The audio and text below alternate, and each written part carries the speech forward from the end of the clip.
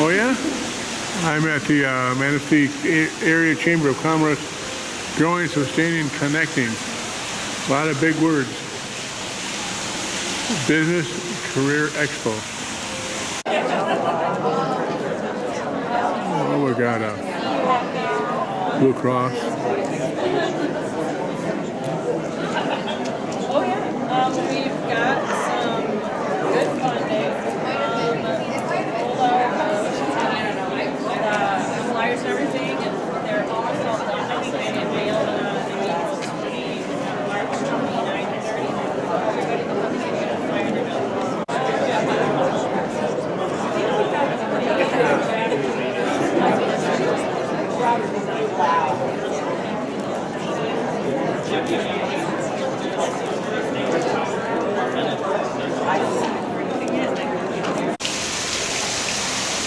At the entrance, we have a Chevy.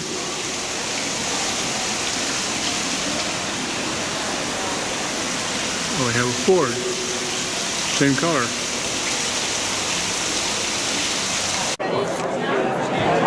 West Shore Bank. Me too. I love how you say me too. The smile. I'm at the Manistee Domestic, Violence Sexual Assault Response Team. We got a man down here. Tell me who you are and what's going on.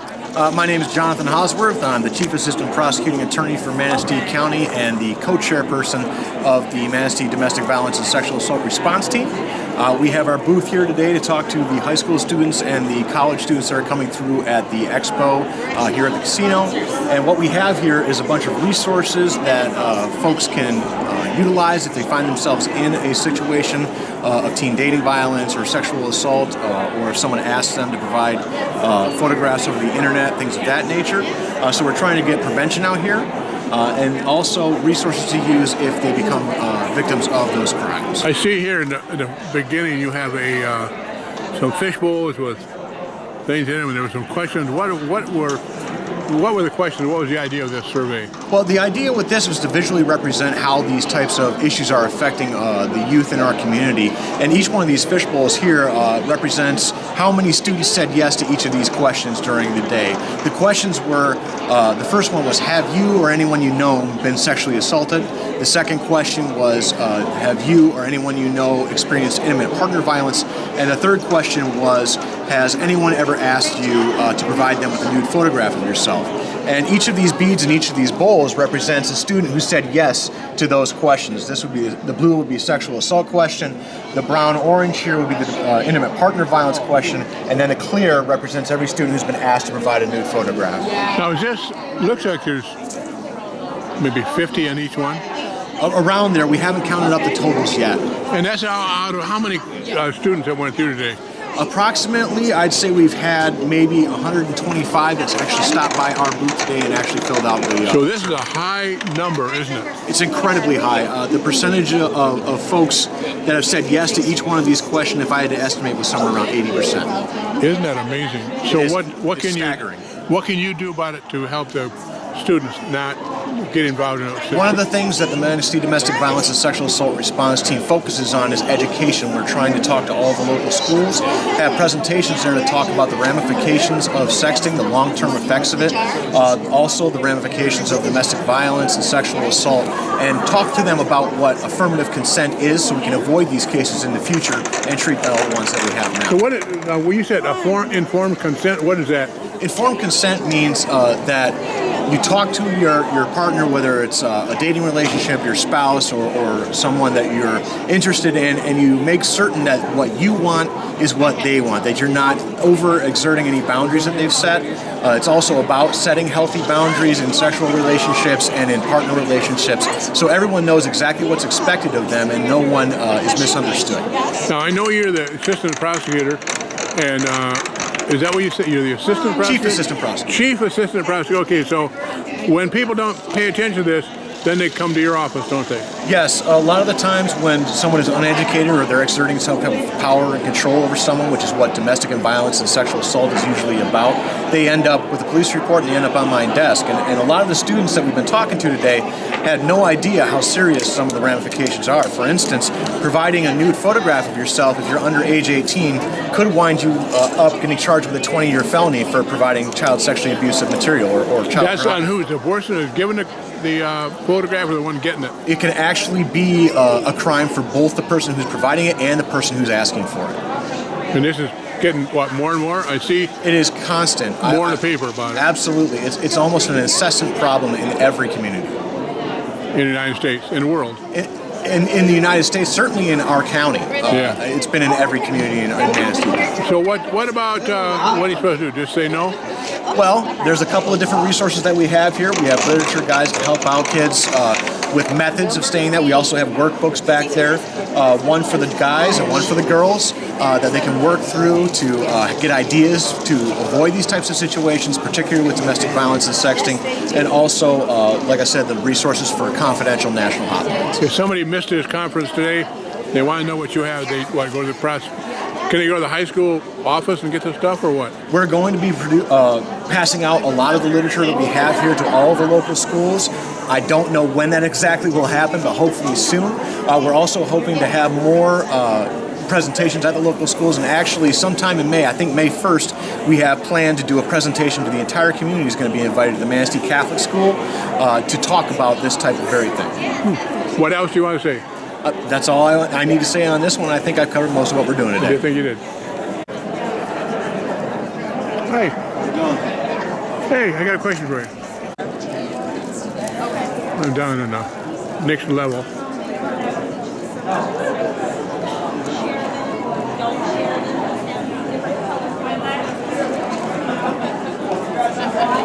Personally, it was through the chamber, through my leadership program. That's how I got to know Franz.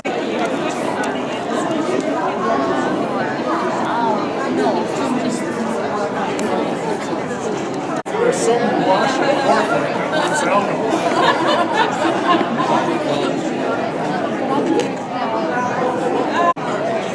Well, I'm at the Kelly Services booth. Got a guy named, here's Matt Holman. Tell me, Matt, what kind of work do you do?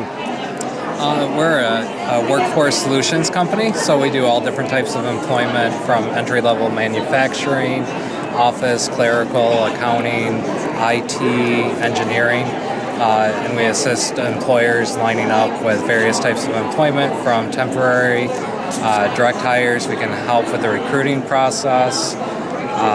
We really cover it all from payroll service to finding that ideal employee. And so how far north and how far south do you go? Our office right now is based out of Traverse City, but we cover all the way down to Ludington, Cadillac, Grayling, Fairview, Mayo, Kalkaska. We are a global company though, so more than likely, no matter where you're at in the United States, there's a Kelly office to serve you. So it's, I see you got temporary, contact center, education, engineering. So what are some of those jobs? I mean, I don't really know much about your company. Okay, most of the positions that we have right now are going to be in the Benzie area. They're general manufacturing positions. They're running 12-hour shifts. It's a nice entry-level job. We also have a lab technician position open here in Manistee. We also have several different opportunities in the Traverse City area as well, from accounting, admin. We have. When somebody gets a job through you, do they have to pay for that job or what? On the employee side, there's no fees. So okay, that's what anybody's welcome to apply. There's no hidden cost or fees. Everybody can stop. Do you do the screening then? Correct. Drug testing, see if they can read? Correct, yeah. We take them right through the application process. We can do background checks, drug screening, any testing. So if you're looking for a particular software knowledge, we can test on that as well. What else do you want to tell me? Kelly's is actually the founding company of the staffing industry, so we're the ones that created it, so we definitely know what we're doing, and we'd help. Well, who did you have to go to get your job? Luck of the draw. So Okay, very good. right from the website, you can visit us at kellyservices.com. Great, thank you.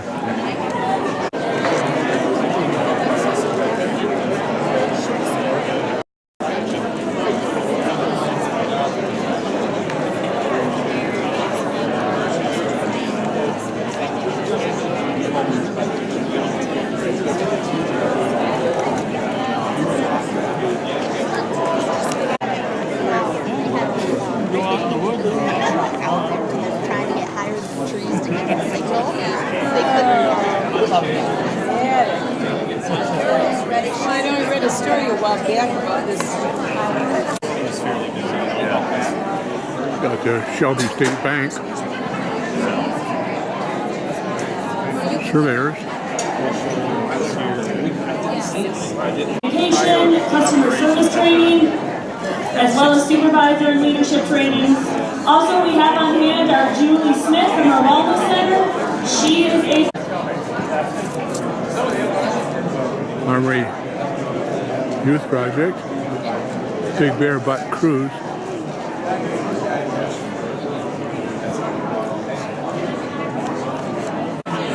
I'm at the Manistee Armory Project booth. Tell me, who are you and what's going on? So we are the Armory Youth Project. We're in downtown Manistee, but we serve students in all of Manistee County. We provide a lot of after-school programs for teens of all ages, 6th through 12th grade. We offer after-school open hours. We offer different sports, homework, Now, is help, that every and day? tutoring. Every Monday, Tuesday, Wednesday, and Thursday. And then Okay. we often do Friday night events as well. Uh-huh.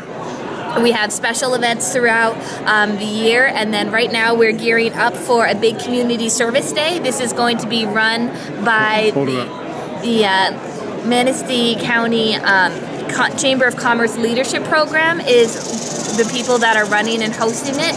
We're going to be signing up volunteer teams and community service projects, maybe senior citizens or people who need help in their So yards. flip it around now so I can see the other side. Yep. Okay, so it's join individual or create a team. Okay. That's May 4th. No, register by May 4th. Yep, and then the event is held June 9th. Uh-huh. And so if people know of someone who's in need of service, maybe a park that needs to be cleaned up or a person who's in need of support, they can Oh, I sign up see. a place to Okay. be served. Oh, well, that's or they pretty can good. also get together a team of people to come volunteer. It'll be one fun day of community service, and then at the end there'll be a nice dinner where everyone can come together and celebrate how all these community service projects were served all over the county. I see St. Patrick's Day is a couple days away, but you're already in green. I am. Of course, I'm in green for St. Patrick's Day, and I'm in green for the big day of serving. Good for you. And how long you been at the Armory? I've been since it opened. You have? I am. Now, who are you? I'm Kelsey Carpenter. You're the wife. That's right. The wife of the boss. I like First Lady. Yeah. Yeah, well, I've met you before then. That's right, yeah. Yeah. You got what, a little boy or something? That's right. One little boy, he's 2. He's 2 years old. Is he running yet? He is, yeah. He runs around the Armory. Sometimes he runs right in the middle, and the kids all have to watch the basketball and stuff, and they do a great job playing with him. They're all very sweet. You're blessed. Thank you very much. Absolutely.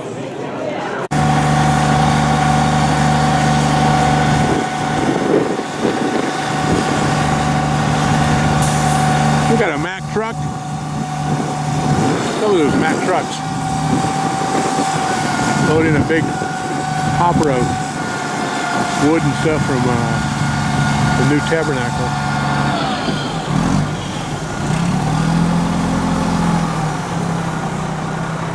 Nothing to do it when you have the equipment. Little skill.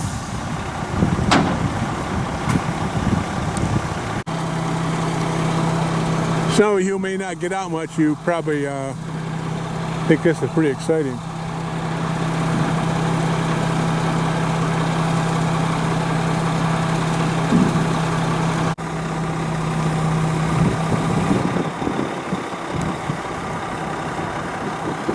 Well, that's about it, getting the thing ready to go. Hook a chain on it. Probably a couple 3 chains. same time, you can see the guys are taking in a load of lumber.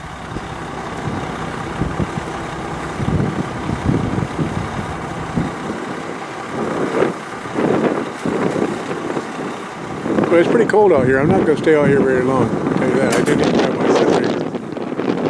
I know these guys don't take very long to load a big dumpster.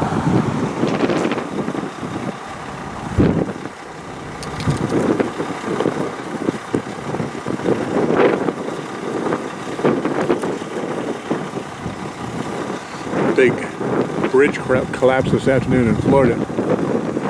Estimated 6 people are dead, they're thinking.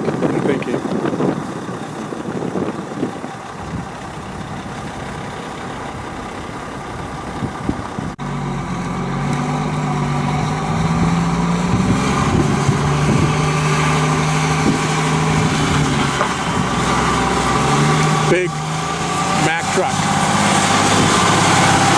Got a wave.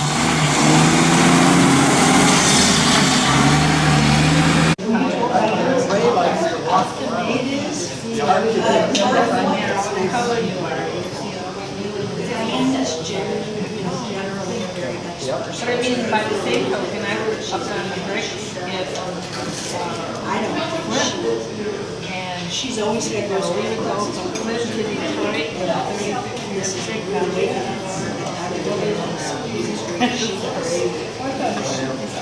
Good experience for you. Oh, I love it. That was driving down. He would do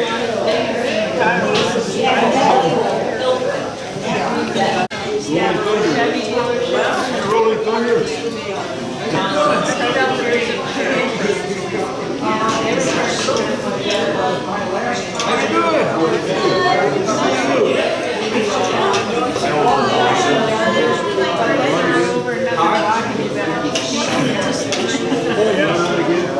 They are. I haven't been to one last 5 years.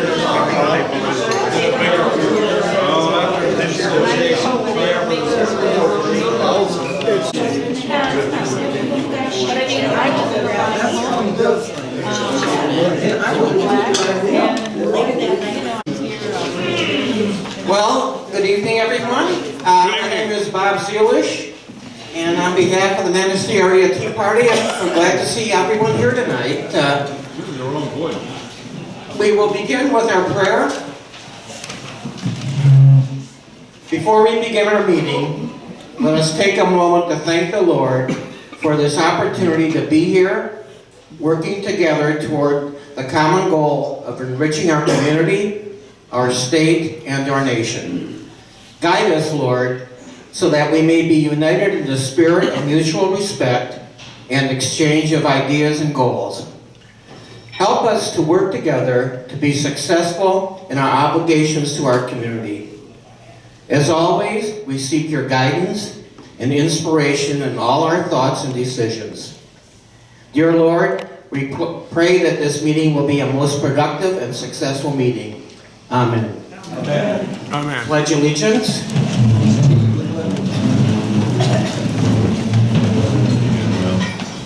I pledge allegiance to the flag of the United States of America and to the republic for which it stands, one nation, under God, indivisible, with liberty and justice for all. Okay, before we get started, a couple of announcements to make. Next month at our meeting, April 19th, Manistee County Clerk Jill Nowak will be here. She was here a couple of years ago on election year, and she always has a lot of things to fill us in on elections. We got new voting machines this year, and she also has all of the information on any changes and things, so it should be kind of interesting. That's on April 19th. In May, we have Professor William Wagner, who's from the Salt and Light Global. He spoke last year at the Constitutional Celebration in Michigan. Sally and Steve Blank were there, and he said he was just an excellent, excellent speaker. They had talked to him, so we've got him to speak. He's going to speak on the Constitution and the rule of law. He's got, among other things, he's a former federal judge and a senior U.S. prosecutor, so it should be interesting. Some of you were here last Saturday morning when Jack O'Malley was here. He stopped by. He's running for Ray's old seat, 101st District. I've talked to them, and he will be here later this summer. We're going to try and work out a date, but he did make a commitment to come back and talk to this group. Okay, so for tonight, we have back our very good friend, Ray Franz. I didn't say very good old friend. As most of you know, he served as our state representative for the 101st District from 2010 to 2017, and left when he was term limited. This year he is running and will be elected as our state senator from the 31st Senate District. As Ray speaks, if you have any questions, I'll be running around with the microphone. If you'd wait for me so we can all hear. Helps a lot of us hearing challenged people. But with that, please welcome Ray Franz. Yeah, Ray. Thank you, Bob. Great pleasure to be back in front of you folks again. It's always a pleasure to be here. I've got a little bit of stuff planned here.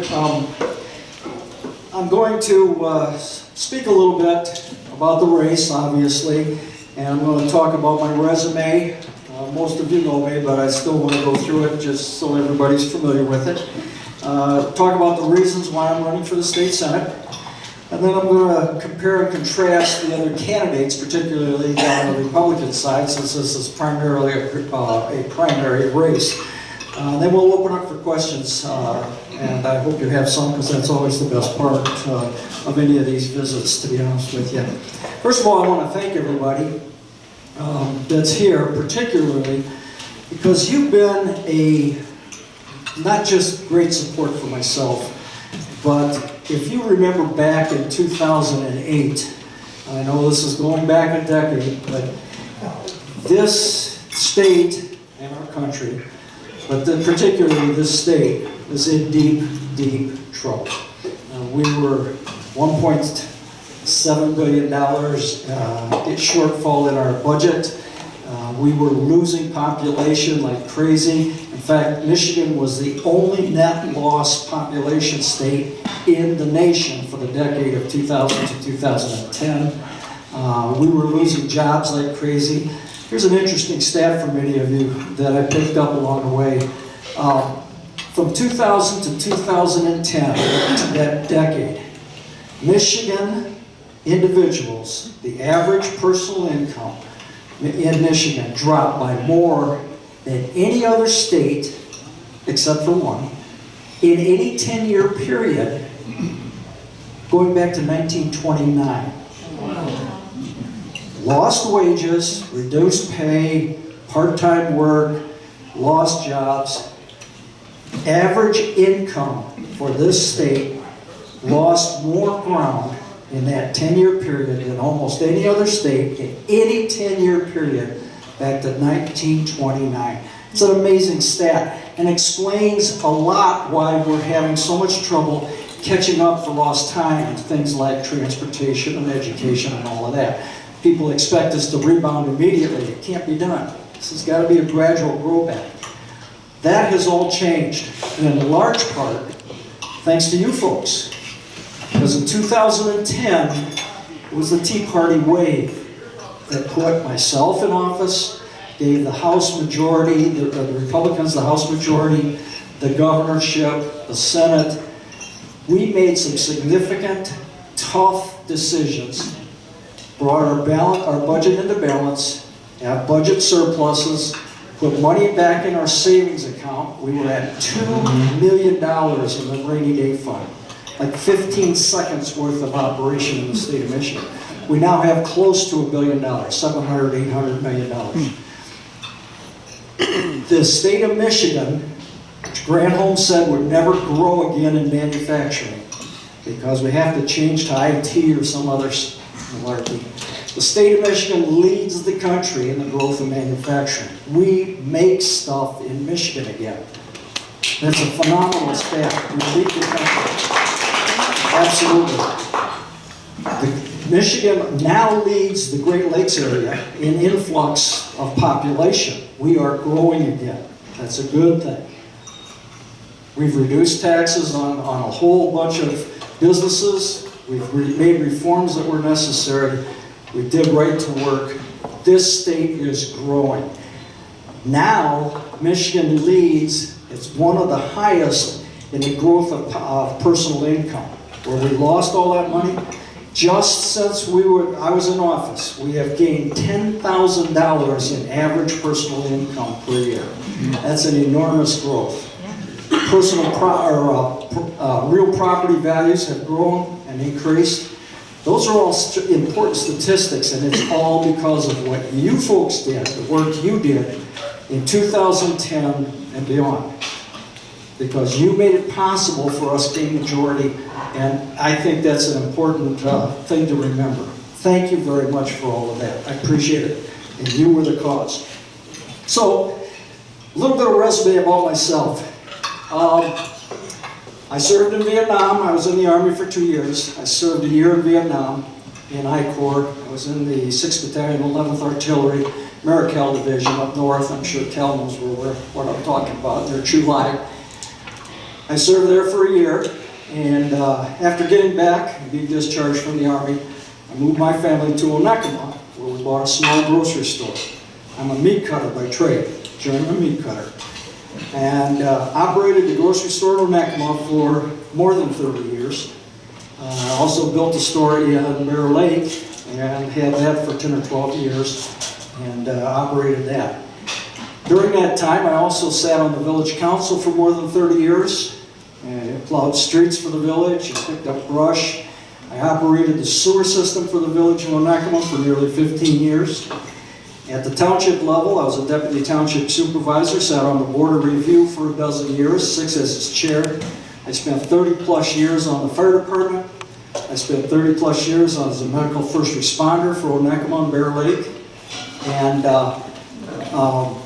during all of that time, of course, most people say, well, what'd you do in your spare time? I actually had a couple of hobbies that I thoroughly enjoyed. I refereed high school sports, basketball, volleyball, softball, baseball. I did that for a very long time. And I also had a radio show on WXYQ. I did a Sunday morning radio show and had great fun doing that. It was an oldies show. I played oldies and talked about the old news and the old sports and things like that. So those were kind of my hobbies and had a great time doing it. But that was part of the fun of doing it. My last 6 years, I was your state rep. Great honor to be your state rep in the 101st District, which of course is Leelanau, Benzie, Manistee, and Mason counties. While there, I had the great honor of serving on a whole bunch of committees. I did education, energy, agriculture committee, I sat on the insurance committee, sat on local government committee. My first year as a freshman, I chaired military and veterans affairs. My last term, I chaired regulatory reform, which quite frankly was a lot of fun because we did some real good regulatory reform, which means some delicensure and changes. I stopped a lot of bills. And quite frankly, it's not what sometimes you pass, it's what you don't pass that's important, what you get stopped. And as the chair of regulatory reform, you have no idea how many bills came over my desk that stopped right there. I thought that was an important part of my role as the chair of regulatory reform.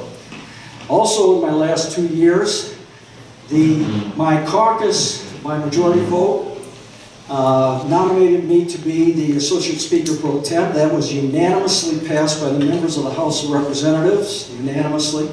I was the Speaker Pro Tem of the House, and what that means is I had the great honor, and I mean really great honor, of chairing session almost every day.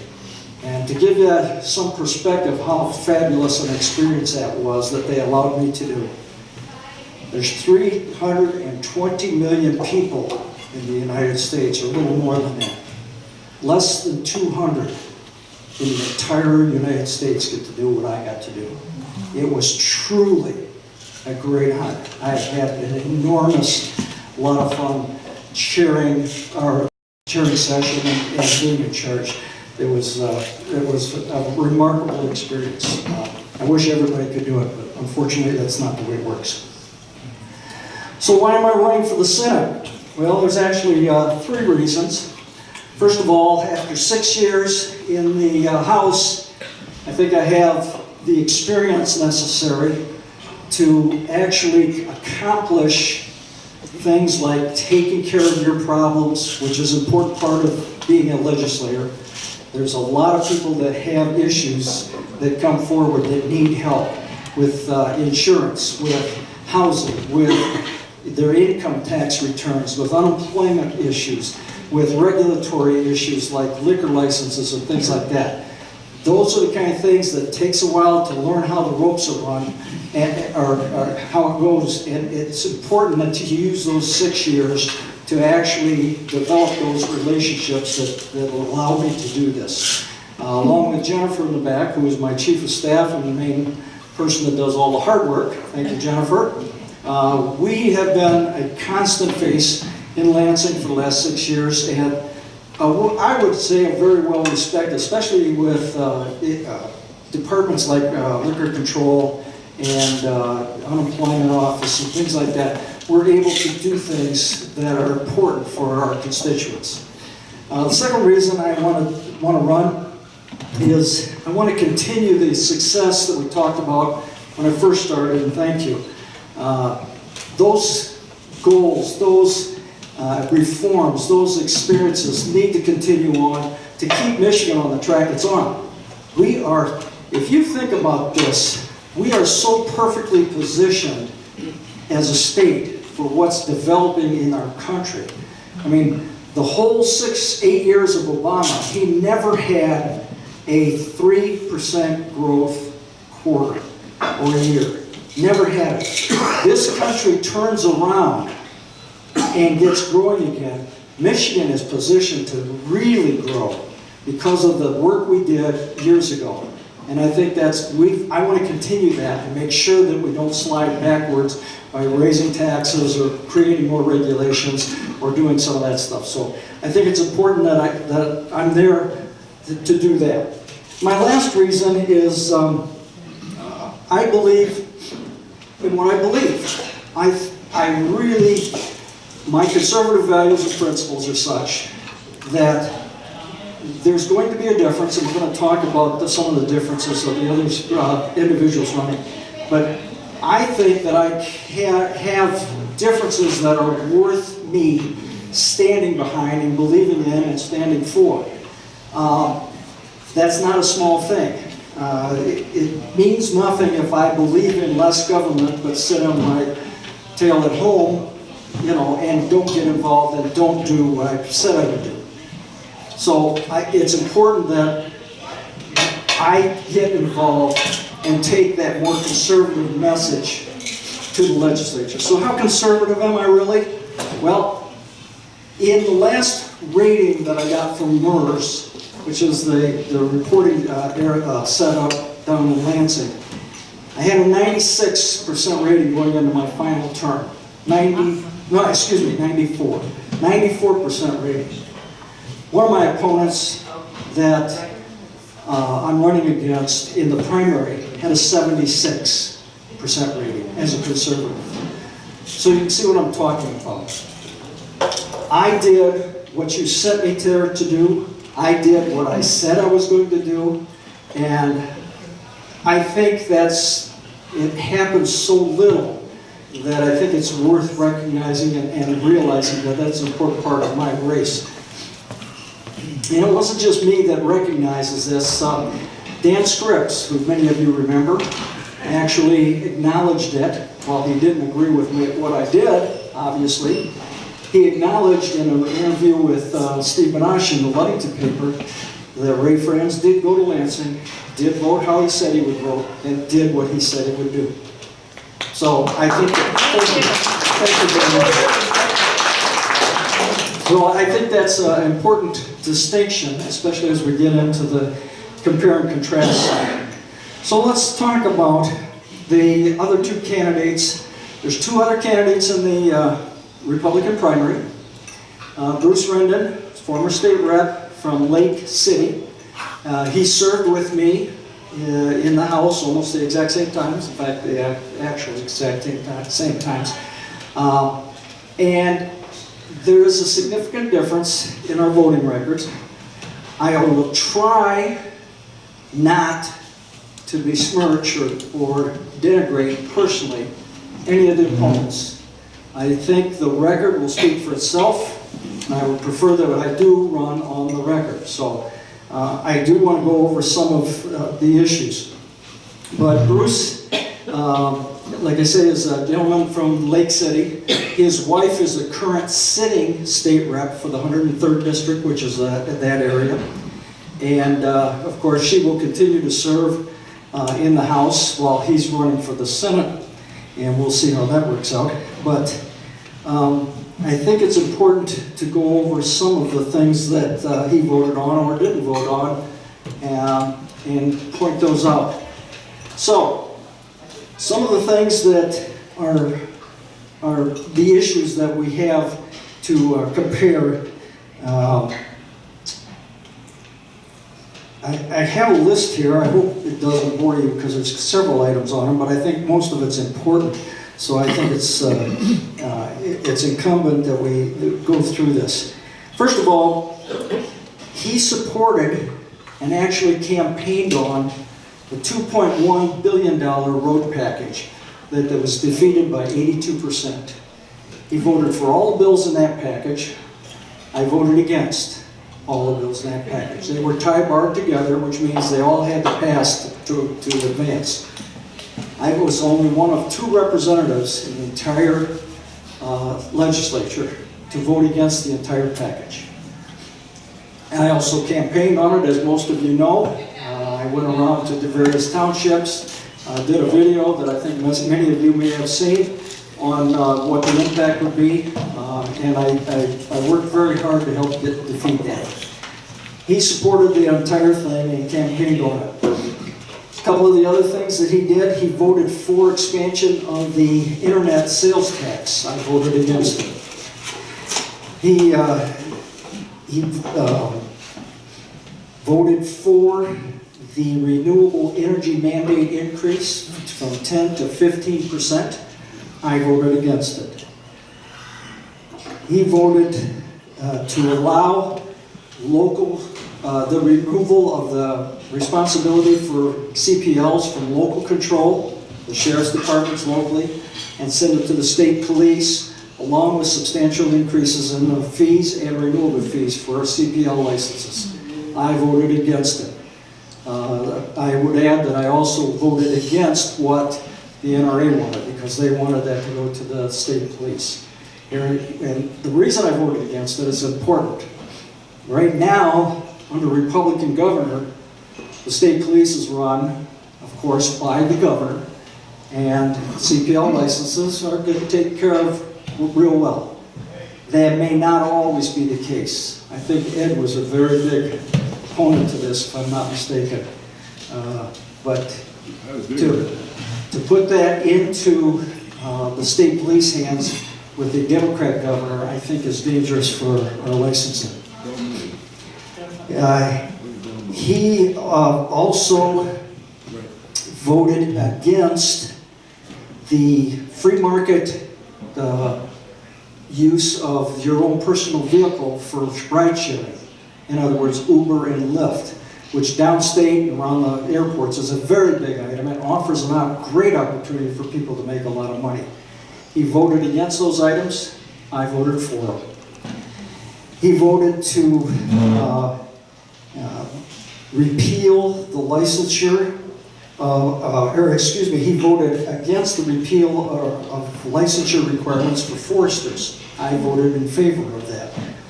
He voted to eliminate or not post hazardous, lightweight construction notification on buildings.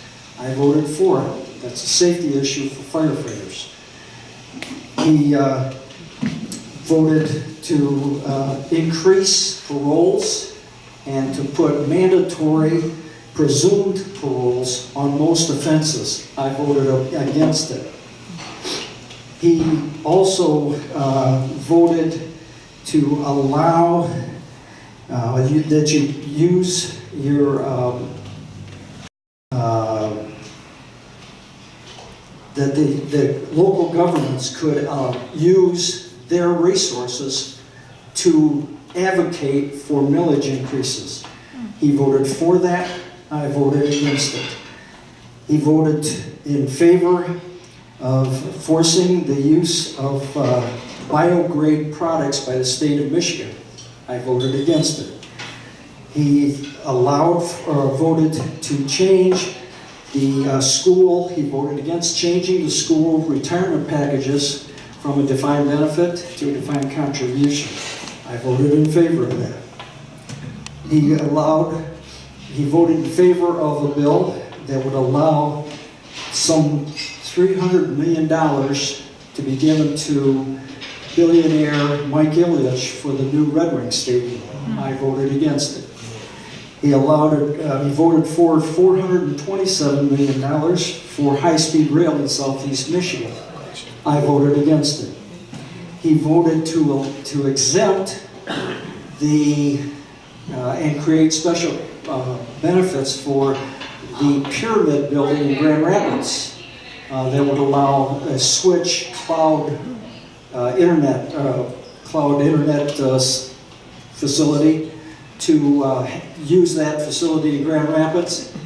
He voted in favor of special sales tax exemptions. I voted against it. So you can see from those items that, quite frankly, we have a significant different voting record. One of the other key things that I would like to point out, and I don't know how many of you followed it, but I posted every single bill, nearly every bill, that I voted on, what it was about, and why I voted the way I did. Neither one of these other two people have ever posted anything that I'm aware of on how they voted or why. I think it's an issue of transparency. I tried to be as transparent as I could, and those that wanted to know what the issues were, what the bills were, how I voted and why I voted, could easily read it. It was public knowledge, and I was proud to do that. So let's talk about the other individual in the race, Mr. Vanderwall. I'm going to use his words, quite frankly, on why there's a difference between the two of us.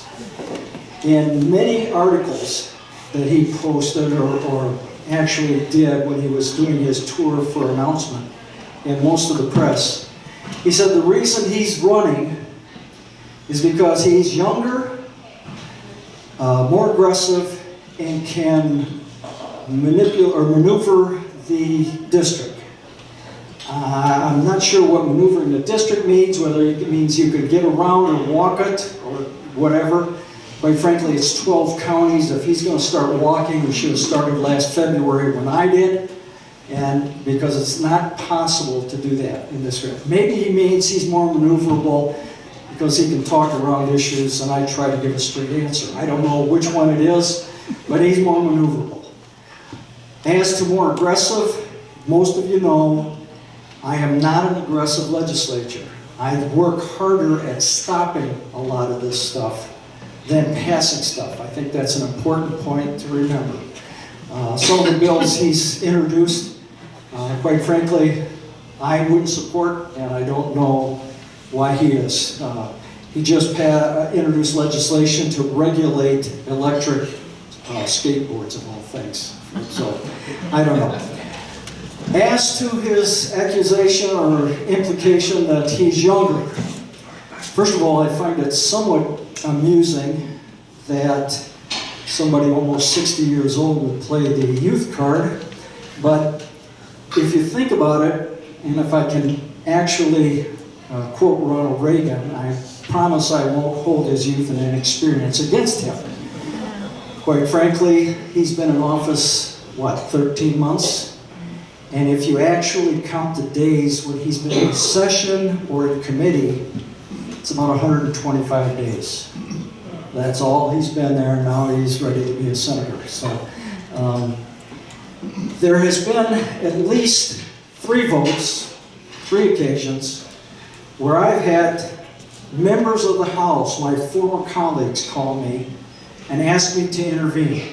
Several of you know about this because we've reached out to you to make a call to Kurt to encourage his votes on these issues. One of them is the income tax reduction. The Speaker of the House tried to get income tax reduced from 4.25 to 3.9%, a promise that was made back in the Granholm years.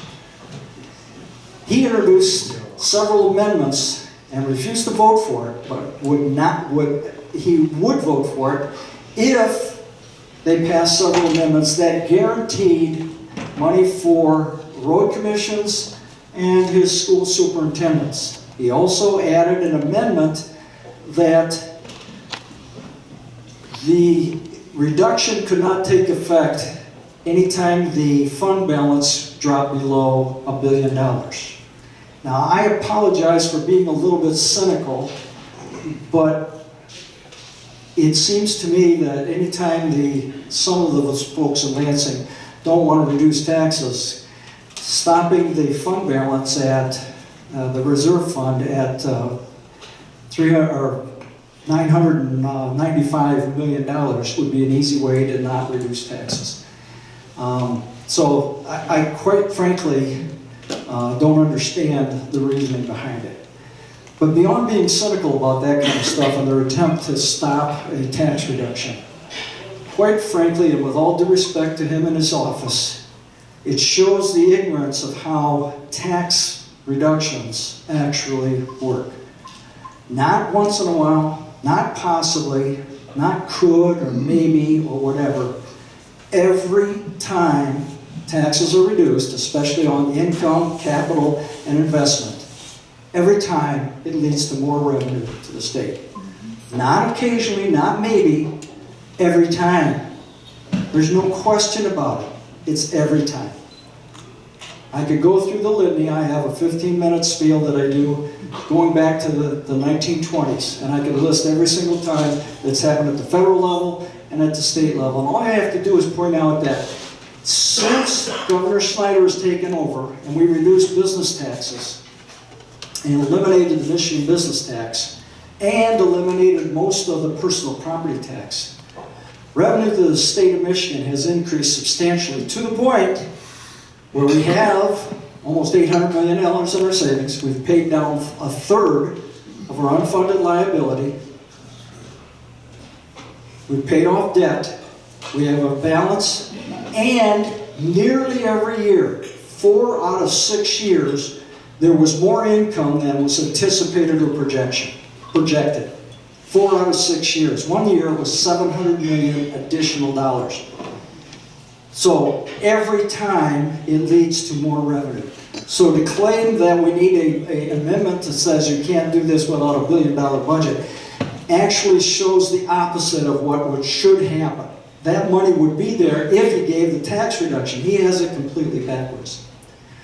That was his vote on, he did vote positive on the tax reduction eventually, but they spent enormous effort to try and convince him and gave him amendments that quite frankly worked against it. The other item was no-fault insurance. He was opposed to no-fault insurance until he got several amendments that he wanted on this. And he will admit to this. He claims it was to save motorcycles or to save emergency drivers, ambulance drivers. He also had set aside or increased in his amendment significant amount to hospitals over and above what the reforms already did. He was withholding his vote until they got some of those amendments. Some of those were used to get other votes from Democrats trying to get enough votes to get it passed.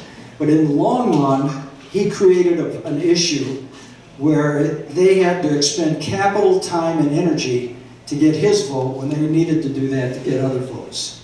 He did end up voting in favor of it, but it came at a pretty significant cost. And here again, I had members of my former members that I knew, colleagues, call me asking me to help get him on board. Staff called me. Other interested parties down in Lansing called me. And it shouldn't be the way it works. The third item that he was opposed to that I would have supported entirely was making English the official language of the state of Michigan for documents. Now, how can you be opposed to that? But he sat at the farmer's breakfast up at Bear Lake and told the farmers up there he was opposed to it. I don't know why. He didn't really explain it very well, but he ended up voting in favor of it. But that's 3 different votes that he took that he was on the wrong side of the issue for a prolonged period of time. So those are most of the compare and contrast between the other candidates and myself. There's 2 Democrats running. We'll worry about that when we get to the November election. The primary is the important time, and I urge everybody, please, it's extremely important that we turn out in August. That's the time we need you to get to your friends, get to your relatives, and turn out the vote. We only get about a 20% turnout in a primary.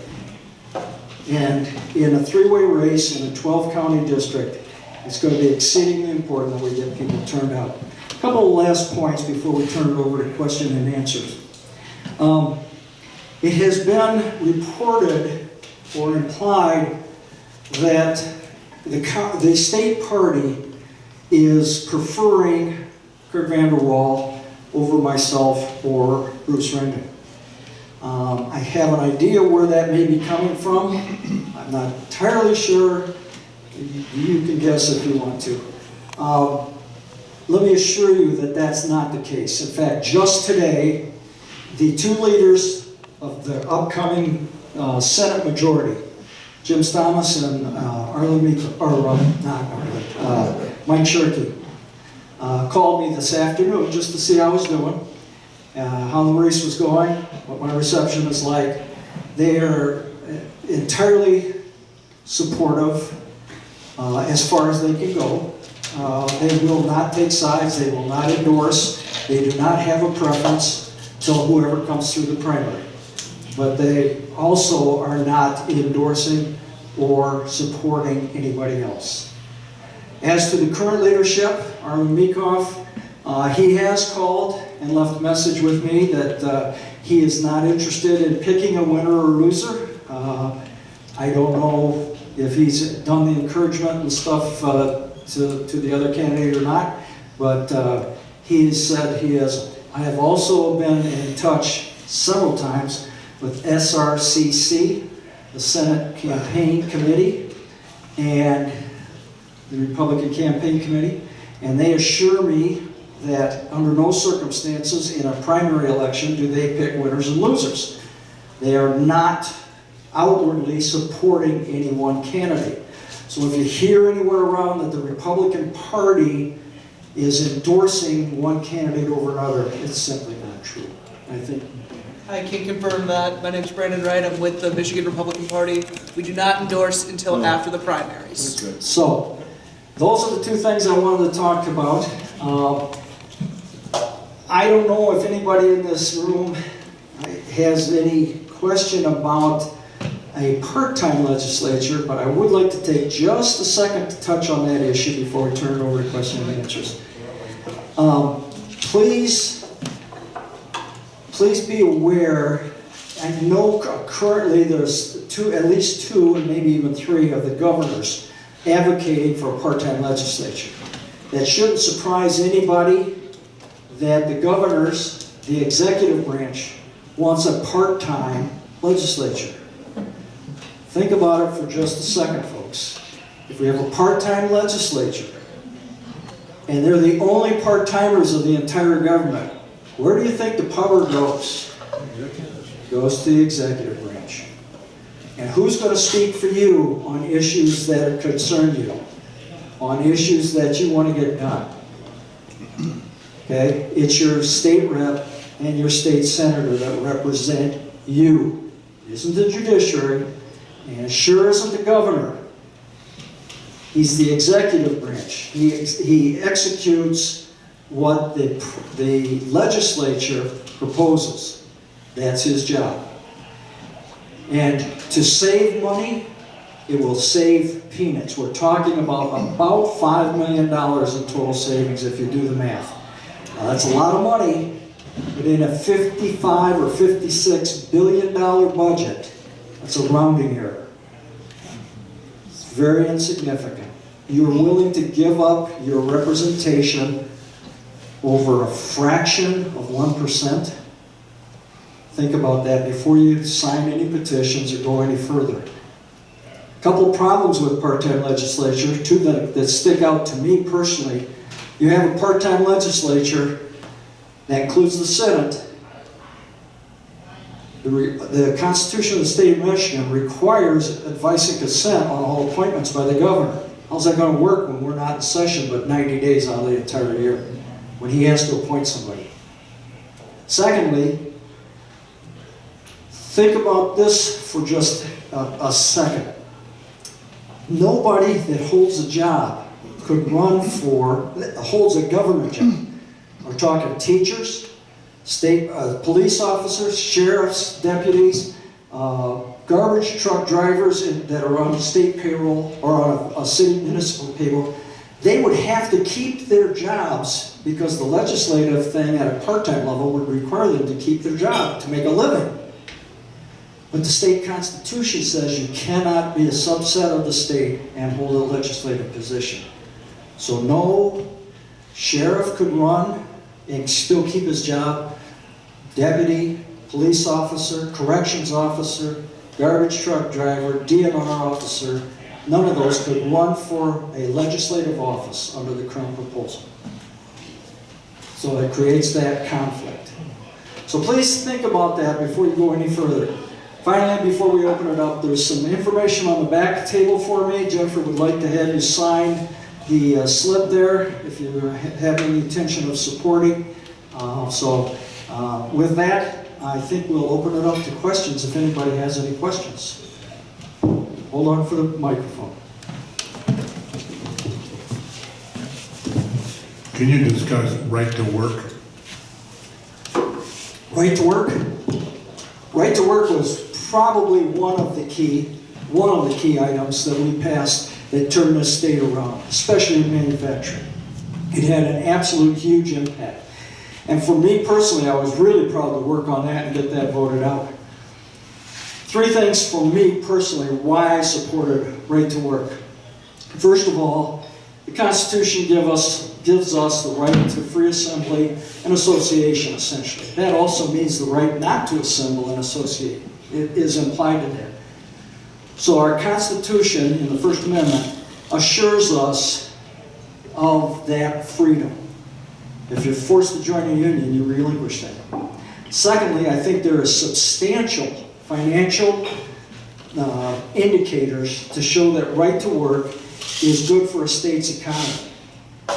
Of the top 10 states in growth in manufacturing, in fact, growth in GDP, all 10 were right to work states when we passed this. 9 out of the 10 of the bottom states were not right to work. Now, the other side would argue that those numbers are skewed. Okay, I won't argue that point. If you want to believe that, you can. I think the evidence is overwhelming that, in fact, right to work does work. And my final point is right to work allows union people to have a stronger voice in their union because the unions can no longer overwhelm individuals and dictate what they want because they will lose their members.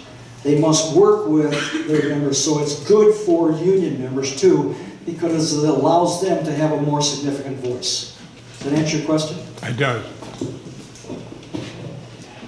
I've always appreciated when you were in still serving in Lansing, that I never had to call you about anything because I knew you were going to do the right thing every time. Never worried. I appreciate that about you. That's the reason I'll support you 100%. My question is actually my township, a little township with some really bad roads, local roads. And do you see any funding changes in the road, the way the road funds are distributed coming back? I know that they released like $178 million for additional funding for roads. That's a drop in the bucket. We've got Springdale Road and Moore Road that are just awful. And our local road commission wants us to split the cost of redoing the roads, when actually it's their responsibility. They don't have the money. All kinds of excuses why. But is there do you see any hope at all of changing that formula so more goes into the local roads? A couple of things on that. First of all, I would be opposed to changing the formula, and I'll tell you why. The formula that currently exists, meaning that after the road money filters through the entire transportation budget and gets taken out for dial-a-ride and bridges and railroad crossings and all this other junk that gets taken out, falls to what we call the bottom three buckets. MDOT, which are main highways and freeways, counties, road commissions, and municipalities. It's almost 40%, 40%, and 20%. Okay? If you open Act 51 to change those dynamics at all, once you open a bill, it's all open. And they will make changes like you can't believe. We fought with the governor at length against opening up Act 51 because he wanted 50% of all money to go to MDOT. Now, if 50% went to MDOT, where do you suppose the other that came from? It came from municipalities and counties. And in northern Michigan, that would be devastating for us. Okay, because the cities like Ludington and Manistee and the village of Onekama and everybody else that gets road dollars would get cut so that MDOT would get more money. Because he had billion-dollar plans, I think there was $12 billion plans that they wanted to finance in southern Michigan. So I would be opposed, and I will stand strongly opposed to any action that opens Act 51 to those kind of changes. It would be bad for Michigan, for northern Michigan in particular. Secondly, I hesitate to get into that detailed of requirement to the counties on how they spend or allocate their dollars. First of all, there would be enormous pushback from the counties, but that's fine. We've dealt with that before. But to start dictating to counties how they divide their money and spend their money would be really problematic because, quite frankly, there's 83 different circumstances in the state that you can't dictate by legislation. Because legislation, by its very nature, must cover everybody. Must be treat everybody the same. So you run into the problem of sending money to counties that are now, remember we talking about that 10-year period that they lost revenue and they fell behind and all that stuff. They're trying to catch up. There isn't enough money for us to take out of your pockets. There's no way can we take enough money out of all of your pockets to finance all the local roads that need work. I'm telling you, it's just not possible. Okay. I would love to give you a better answer and say it could be fixed. I would say down the road, after they get most of their numbered roads and major high roads fixed and brought up to scale, you'll see better work on some local roads. I anticipate that to happen. There'll be a better chance of that sharing possibility as money continues to grow. We're only in our third or fourth year of a 5-year increase in revenue to the counties. Actually to all three buckets, but mostly to the counties, okay? So they're going to continue to gain ground with what we passed in our transportation bill. So they'll gain ground, and eventually there will be enough pressure on road commissions and county commissions, hint, there will be enough pressure to share those revenues at a more local level. But that's up to local people to start applying pressure to their local road commissions and their local county commissions. Makes sense. Thanks. Yep. I have to admit I haven't kept up with the whole legalization of marijuana issue, but I wondered, is that going to be a ballot issue this fall, or is it something you think that'll go through the legislature? It is entirely expected to be on the ballot for the November ballot to have recreational marijuana. Do you know if they've got the signatures? I think they have. Got the signatures. It will be on the ballot. There you go. River has it. It's going to pass. Oh, it's a 65% pass. Wow. I'm very disappointed, but there's no changing the facts of life. And what the bad thing about that, not just that we're going to be like Colorado or Washington or Oregon, which are bad enough. The really bad thing is, with that on the ballot, it drives participation by the lunatic left. Okay? To be honest with you. Right, they don't come to vote for that issue. That's going to be a motivating issue for them to come to the polls. It's going to require us to be more diligent in getting out our voters. It's even going to be harder to overcome that kind of an issue. We must get our people to the polls. I don't think we can defeat the pot issue, but it could dramatically impact who our governor is, where your legislature is, where your Senate is, okay, how that breaks out. It could seriously impact it. So keep that in mind as we move forward.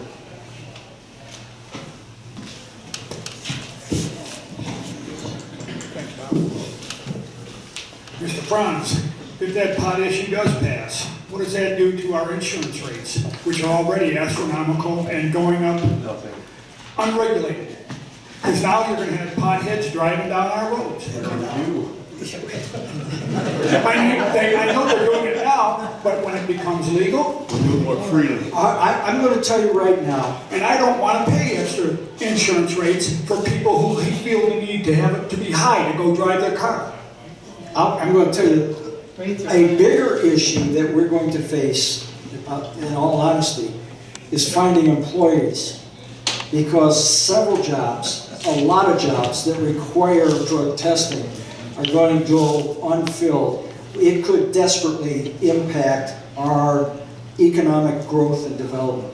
As to the driving, I'm not sure that it will that significantly increase the cost. I think the current no-fault system, given the issues involved with it, are going to see increases anyway, whether pot's passed or not. I'm going to tell you right now, and I've told this group, those of you that have heard me for 6 years talk about no-fault, it's going to continue to go up. Without reforms, it will continue to increase. And I'll tell you why. 43% of all lawsuits in this state right now are auto-related. Not liability, because that can't be, it can be, but it's not. No fault eliminates a lot of the liability side. The lawsuits that we're seeing are on the medical side, where lawyers are going to court to demand more benefits, more access to care, more broader variety of care, generally more care. And 43% of all lawsuits in the state of Michigan, new lawsuits in the state of Michigan, are now medically related to no-fault insurance. That's going to continue to drive up the cost, and at some point, given the dynamics of the actuarial tables in the no-fault system, we're going to fast approach a depleting surplus in the catastrophic claims fund. That's coming, unless they raise the price. Do you not think that something needs to be done about that? I've said that for 6 years, absolutely. But I'll tell you what, I've told this group, and I think many of you will remember, until it gets so high, and I almost pray for the day that it does, because that's the only way we're going to get the reforms, until it gets so high that everybody in this room and everybody outside this room starts screaming bloody murder, especially in other parts of the state where the representatives are voting no, till it gets high enough to force them to vote for reforms. We're not going to see anything, and we are going to continue to be not just the highest state in the nation, but sometimes 3 and 4 times higher than most other states. So does that not suggest to you that the incumbent representatives, senators, invested in these insurance companies? I've told this story somehow or another. It's not the insurance companies. I'm telling you, it's not entirely the insurance companies, because they want reform. They are losing. We got 24 to 26% uninsured right now. Somewhere in that ballpark, 21, something like that. 20 I think statewide, it's over that. Yeah, it's higher than that. But the insurance companies want to get more people insured. They're supporting reform in general. Here's what's happening. The representatives that represent Southeast Michigan in particular are listening to their constituents. Their constituents are individuals. Southeast Michigan has become the mecca for the entire nation for physical therapy, spinal cord immobilization, closed head injury, all of the critical services necessary. And I'll tell you why. Because Michigan has unlimited, uncapped, uncontrolled costs. Why is that allowed to continue? Because, 2 reasons. Because, first of all, the Supreme Court ruled in AAA versus, I forget who it was, they ruled that the way the legislation was originally crafted, it said you're entitled to unlimited benefits. They interpreted it as unlimited benefits. I understand that. Okay? So now, those people can charge virtually whatever they want for services and get as much as they want. We have become the mecca for those specific medical fields, especially down in Southeast Michigan. Now there's 13 reps and 3 senators in northern Michigan. It's north of 46, okay? 13 reps and 3 senators. Do you know how many there are in Macomb County? There's more than that in Macomb County alone, not counting Wayne and Oakland. The votes are down there that will not allow this to change. When the Republicans put that forward this year, there was, I think, 19. Jennifer, do you remember how many votes Republican voters voted no on that no-fault reform? It was 20. It was 20, but it was enough to defeat it because we couldn't get enough Democrats to join us. But the Republicans from Southeast Michigan are voting for what their constituents want. Their constituents want unlimited, uncapped, uncontrolled, and they got it. And they will continue to get it until the rest of the state screams louder than they do. And he's not going to help us either. Oh, he might. Read it out loud. Don't say you can't. That's true. Yeah. Don't say you can't. You know, it really. I don't want to say. I don't want to say it's insurance companies. I don't want to say it's hospitals, although they're having a big impact. They can charge whatever they want. They charge sometimes 10 times for auto insurance, 10 times the procedure rate as they do for Medicare and Medicaid. In fact, the current reform offered hospitals 150% of Medicare expenses. 150%. Now, mind you, if you fall off your roof and break your arm and are covered by workers' comp, you get the reduced rate at all hospitals for treatment. If you get in a car accident and break your arm, it's 10 times as much to fix it because it's no fault. So hospitals love this because they see it as an opportunity to recoup costs for uncovered services. People that go into the emergency room and don't pay. Okay, that's the cost. My argument to them is, wait a minute. There's tens of thousands of hospitals across 49 other states that don't have this, and they do the exact same thing. I don't know why they need it. That's their argument. Okay? And to be quite honest with you, my stats that I have seen shows that that amount of money that they're losing on uncovered, unpaid bills is less than 0.5%. But that said, it's representatives covering certain areas, particularly Southeast Michigan, Republican representatives and senators who have voted repeatedly what their constituents that they hear from want. Hard to blame them if they're not hearing from the other constituents. Do you follow what I'm saying? Yes, I do. So until we get the rest of the state screaming bloody murder and having the passion that you do, it's not going to change. Fortunately for you, your passion is shared by your current or former state rep, along with your next senator. Yeah, that's right. Any other questions?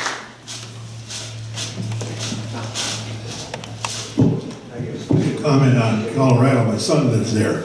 He runs a big business, paving and seal coating. They're getting problems hiring people because of the marijuana. The guys don't show up. They get hurt. So it's a problem we got coming.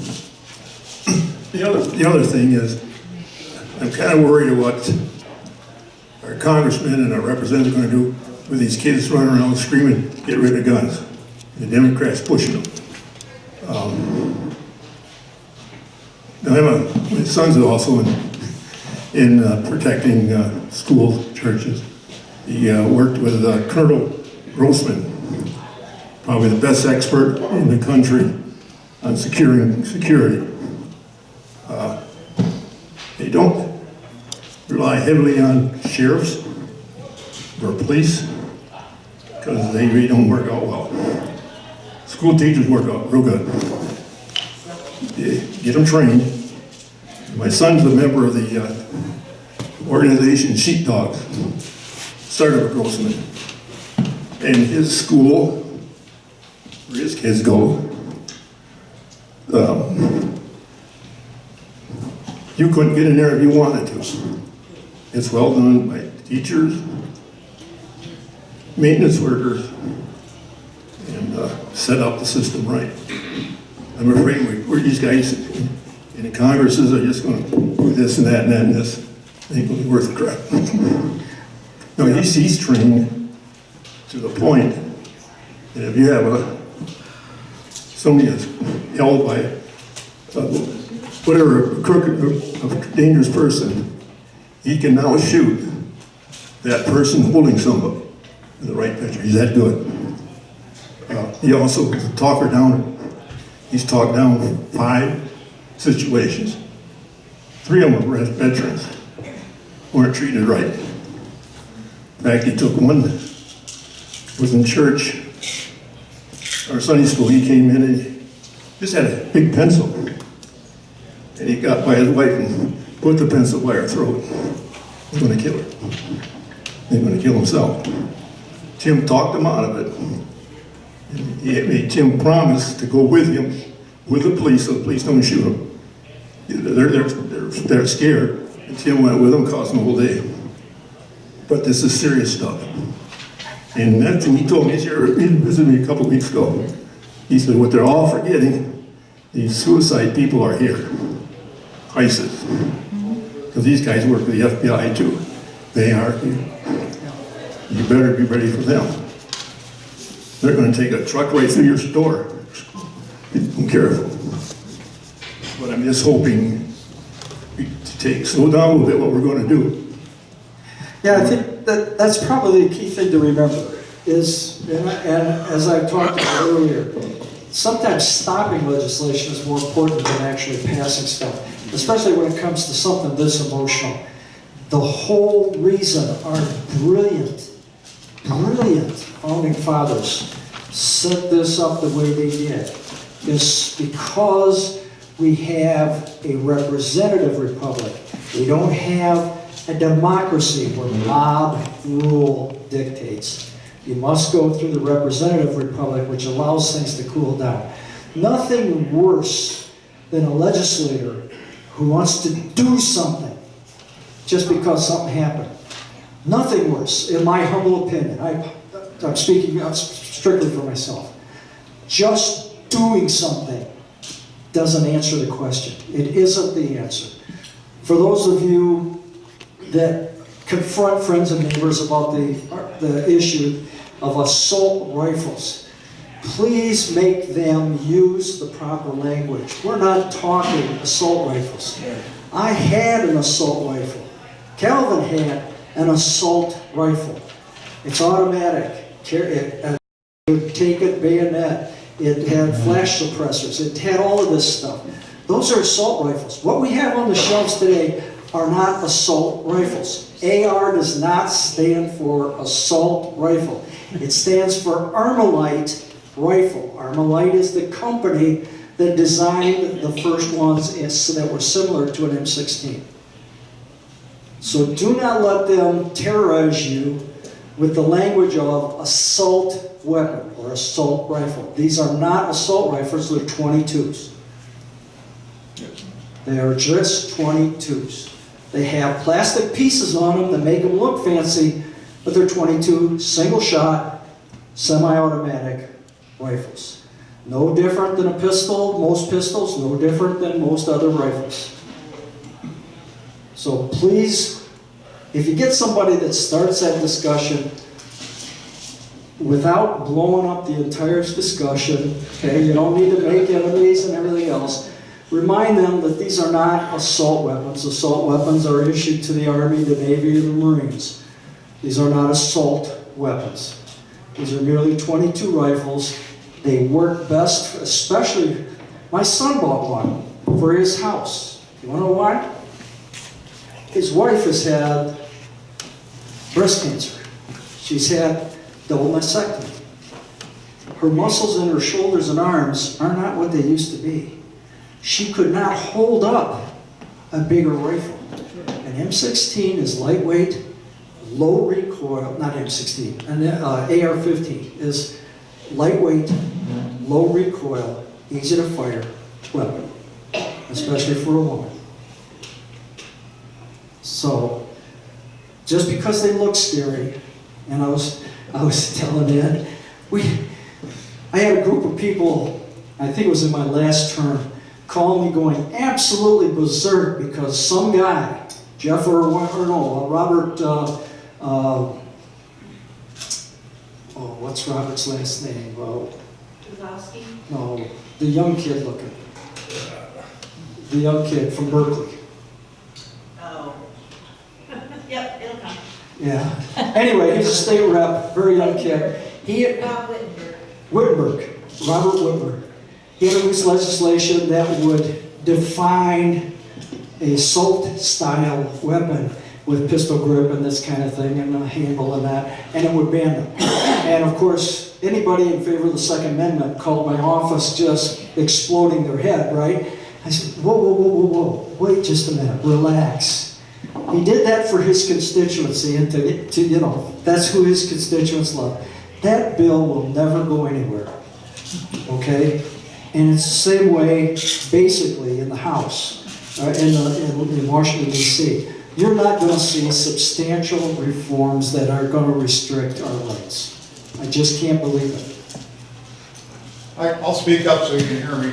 I heard on the news that the Israelis in their country have had 0 assaults in their schools for the last 15, 20 years, whatever. And they live in a pretty dangerous neighborhood with people coming in and wanting to kill them all the time.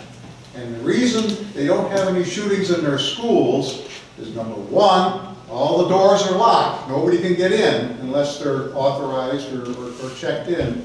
And number two, most of the teachers, or probably 80–90% of the teachers, have spent 2 years in the Israeli military and know how to shoot, and they're carrying guns. I wonder if that's might be a possible solution in our country.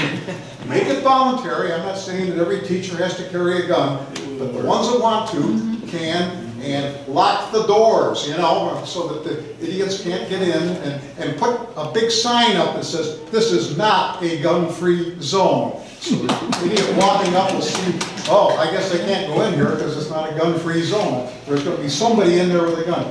And also, as an auxiliary, hire off-duty or retired police officers, military people that will want to sit there and be a guard inside the school.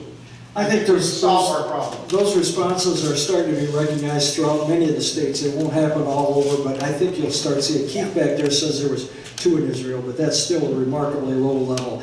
A couple of interesting statistics. 98.8% of all multi-casualty circumstances were in gun-free zones. You know. So we have to address that issue, that statistic. Here's an interesting fact for you that many people don't realize. Of the 36 times that people have done this, multiple casualty assaults, 35 of the individuals came from fatherless homes. Wow. Now, I don't know if there's a causation there. There certainly is a correlation. You know, so we have that issue that we're not going to be able to easily solve through legislation, but that's an interesting fact to start taking a look at. The other thing is, if you look at the numbers for rifles in general being involved in murders, twice as many people are killed with hands and feet as there are with rifles. 10 times more than that. There's 300 and some a year killed, 370 killed with rifles of all kinds. Something in the neighborhood of 11,000 killed with pistols, you know, in cells. And somewhere over 1,000, 1,200 or 1,700 killed with knives. So if you want to go down this path of banning particular weapons, first off, we're going to have to cut off everybody's hands and feet, but that's beside the point. I just want to follow up on that. We need morals back in this country. It just seems like we have no morals anymore, and we've turned into a very violent society. That's all I want to say on that. But I got to bring the veterans issue up. Michigan, you go back in history from Civil War to the present, on the battlefield, where the men and women from Michigan are known as some of the best. We're rated way up there. But yet we come back home to a state where our Veterans Affairs were rated almost at the bottom of the barrel. A lot of people don't know that. Like me, when in Vietnam, Governor Romney sent us a flag once. The hill we were on, we were allowed for 3 days to pull the American flag down, and we flew our state flag, the Michigan flag. And North Vietnam was right behind it. And us guys, 2,500, 2/3 were from Michigan on that hill. And we were so proud of that. And we come back home. I come home in '67. And I still feel in Michigan as a veteran, when you get involved, you know some of my situations, I feel like I'm still living in the '60s when we were not recognized. We're known as some of the best in the country on the battlefield.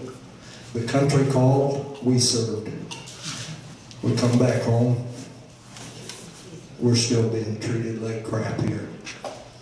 Ray is the only man. I don't get much into politics. We call him the voice of the veteran. I walked before the Capitol 2-3 years ago with some other vets. All the representatives in the state knew we were going to be there. There was only like 6 of us, I think. Ray was the only one that came out of his office and walked with us. And that still means a lot to us. But I got to go to suicide. It's nothing I'm proud of, but my situation I was in, I did attempt. Luckily I survived. It cost me about 3 months in the hospital. And a lot was because of the way the state of Michigan treated me. I was actually put in jail over a situation to protect my family. And again, this is the only man that would stand with us. And that's both sides of the aisle. And I guess I'm okay to say it, but I think it's BS. But Ray's got my back. I know that. And he's our voice, especially for us that have been in combat. And if you make Senate, I'd like to know what you're going to do to keep following up. I know some of what you're going to do, but some I don't. As they say, talk to me. Well, 3 different times I introduced legislation, 3 straight terms, that we actually called the Murphy Bill after Calhoun. It would protect from third-party attachment disability payments. Jennifer still has the folder. We have agreed that'll be the first bill we drop.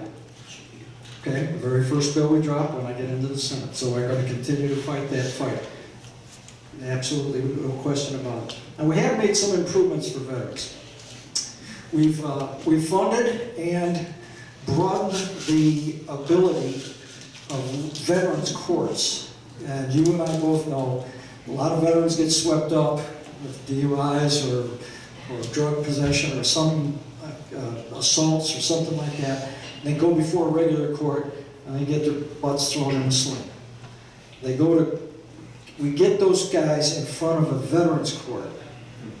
Veterans court officials understand the difference, the cause, and the reasons. They treat them differently. They get them the help they need instead of just throwing them away. And I think the more we do of that, the better. And we will continue to do that. We passed a lot of legislation in my first couple of terms to allow some of our current veterans that are out fighting in Afghanistan and Iraq and the Middle East and everywhere else to use their licensure, their experience for licensure at little or no cost in the state of Michigan when they return, giving them some of those benefits. We've improved substantially the educational benefits to veterans, primarily by encouraging universities to do a better job reaching out to vets. We've come from, I think we were at 1.53rd in the country, counting some territories, in veterans benefits. We've improved that substantially, not good enough, but substantially, by encouraging that. I think what you're going to see, I would like to see, is maybe as guys get discharged, they'll get a bonus pay if they apply for and give their information immediately upon discharge for benefits. That gets them into the system and on record with all of the necessary information at the time they know it. Doesn't do any good. When was I in? 50 years ago? I've lost track. If I go apply for benefits, I gotta find stuff. I can't even begin to guess how to do that. If we give them a separation bonus, $1,300, $1,500, $3,000 separation bonus, thank you for your service, but you must fill out these forms before you leave. We got them. Then they qualify. Then they have their benefits available. All they have to do is show up, and they'll get stuff. That'll improve, substantially improve how we reach out to them. I guess I just have to say this, everybody hear me, he's got the mic. We're rated #1 on the battlefield. Why can't we be rated #1 as civilians and veterans benefits for the nation instead of at the bottom of the bill? Without question. Keith, you had something? Yes, I did. As far as protecting schools and so forth, the Teachers Association, they're against it. Of course, a large number of the Teachers Association, we don't have to vote. But I talked to a friend that was an administrator, he talked to administrators down south as formerly a board member himself, and they're all for protecting the schools, but they don't want teachers harmed. They don't want the liability. They want to have somebody pay for professionals to come in and guard their schools. They don't want it to have to come out of their budget. Yeah, I know. we're getting to a point with education revenue where something along those lines is entirely possible.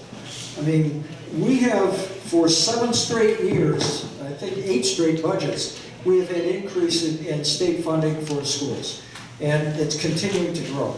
So we may get to a point soon where that will be possible, although I personally think there's enough teachers out there that would want to be included.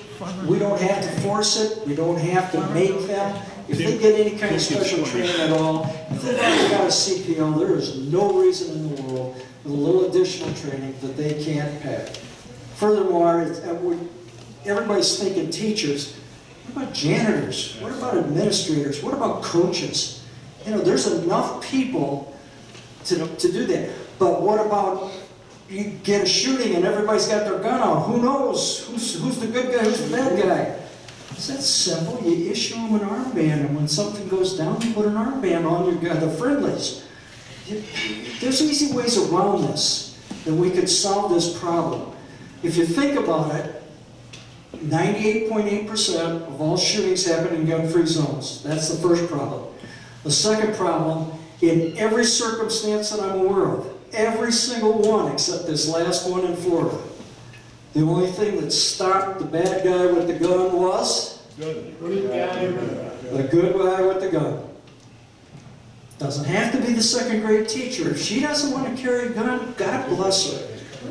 But maybe the football coach does. That's not all bad. And I'll guarantee you the football coach will get there a lot quicker than the 6, 8, 10, 12, 20 minutes that it takes for law enforcement to get there. A lot of killing can go on in that time period. Yes? I have a question about tying mental health benefits and just bringing the whole discussion of drug use, dysfunctional families, and creating better mental health services earlier in life. There's a lot of stuff out on the plate and a lot of stuff floating around the internet, but I am not aware of any, really honest discussion going on of saying that this is part of the problem. I mean, they're focusing on guns, but that's not the problem.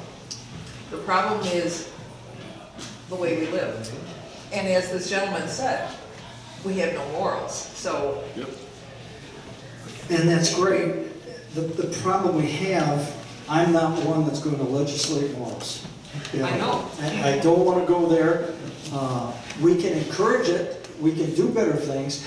I read just today in my Washington Times newspaper, 4.7 million gun sales between 2007 and 2016. 4 million sales were stopped because we're finally getting mental health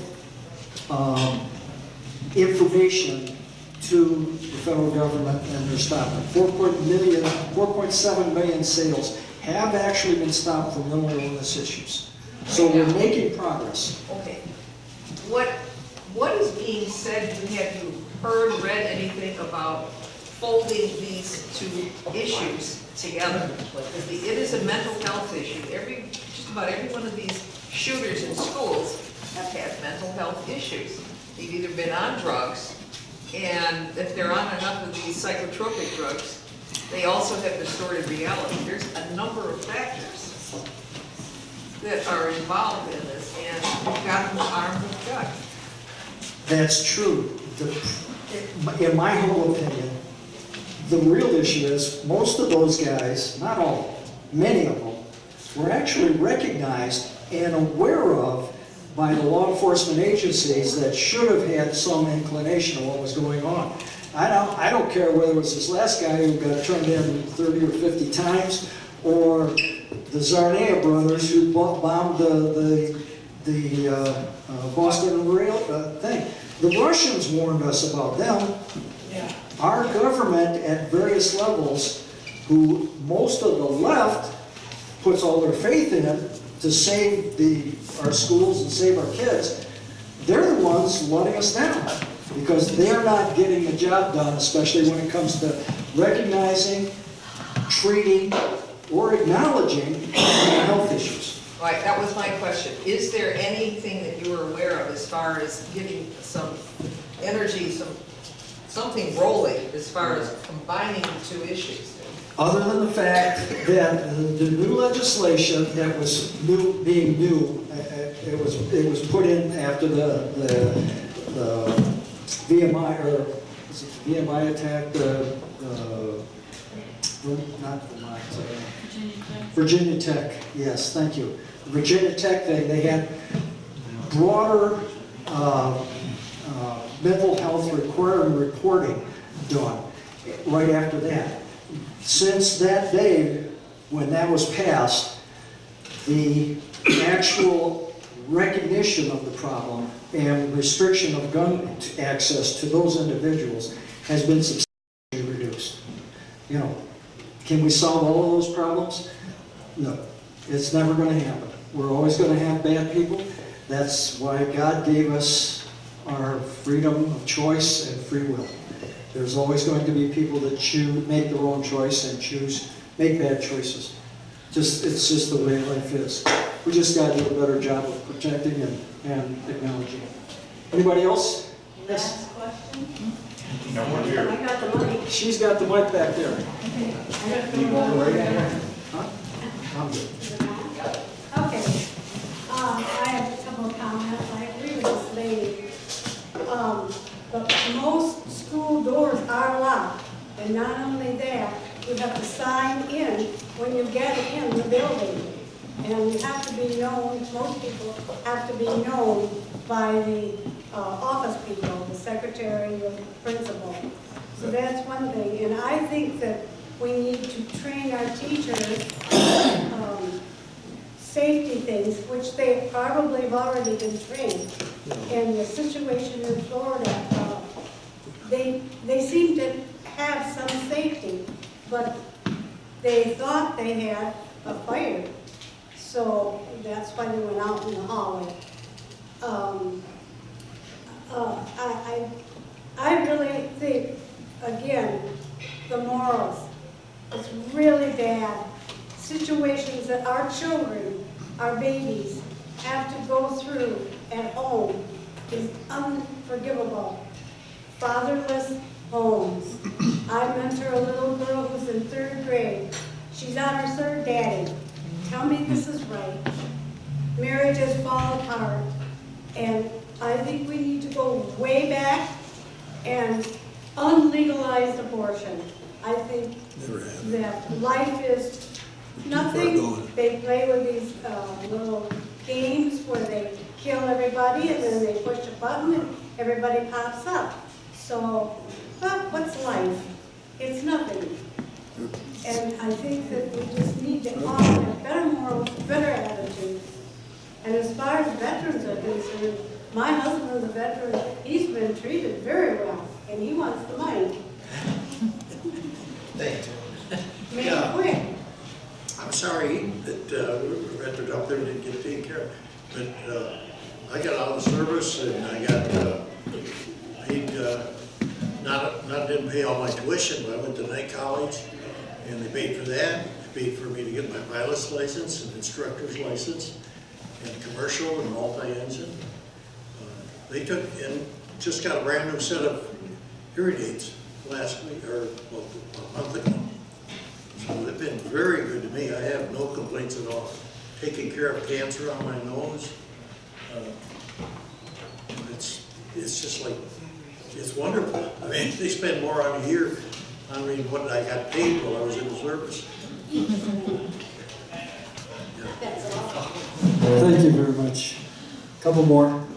Okay, last question here. Our pastor last night, who was also the Oaks, is a prison chaplain, so he's very aware. One of the things that we don't understand, because we are swayed by facts, we are swayed by reason, we're swayed by moral values. The young people today consider our country post-truth. They vote They make their choices by their personal preferences, their experiences, and because of psychological, it's their mind, will, and emotions rule. So you're not going to sway them with facts. And that's the difficult barrier that we come up against with people. And we should realize that that's part of what we're dealing with. That's right.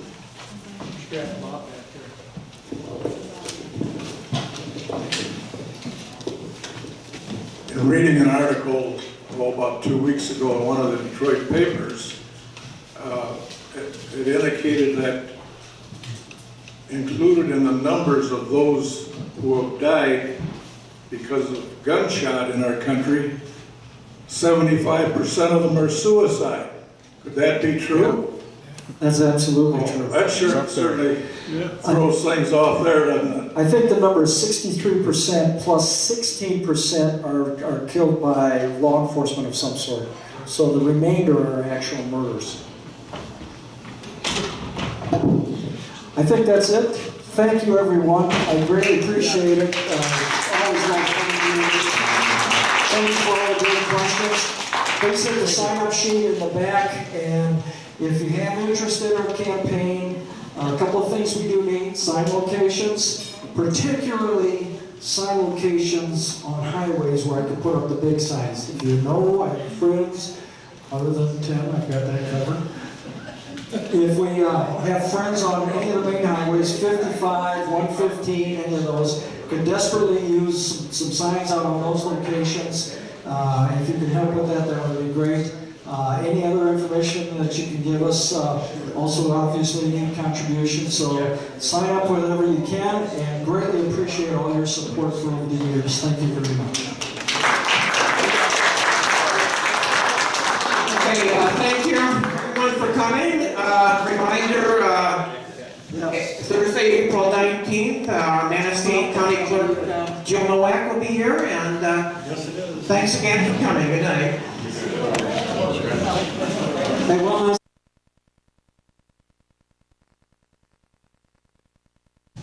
Very nervous about. By the way, you offended me 50 years ago. Well, good morning. It's a Friday at the county courthouse. Kurt Vanderwall will be here. Is here. Yeah, we need to address them, but a 30-year window. I mean, Thank you for who decided to come out on this beautiful sunny day. Have my daughter with me today, Alyssa. I don't know how many of, I think she was here the last time. Carrie, how are you? How you doing? Good. Mike, how are you? But, real quick, and then I'll go right into questions, because everybody knows it's budget time. So, in Lansing, we have our initial budget that the governor released. Our committees are all working on it. I will tell you, it is basically a flat budget. It's less than a percent increase. Right now it's at 0.6%, which that's flat. The biggest parts in the budget, I will tell you, as you know, it's a $56 billion budget. All but 11 of it is designated for certain budget pieces that cannot be altered. We have no control over it, so we as legislators really only have control over about $11 billion. And out of that, there's two pieces that I'm extremely attentive to. Is number one is our K through 12 funding. Proposed right now, I believe, about a $230 per student increase for the schools that are out of formula, or what we call not at the threshold of the base rate, which I feel is extremely important. It gets us closer. We're still probably 10 years away from being equal funding statewide for all school systems, but we're slowly catching up. The other one was the community college side. It was basically a flat budget, and I feel that that was underfunded.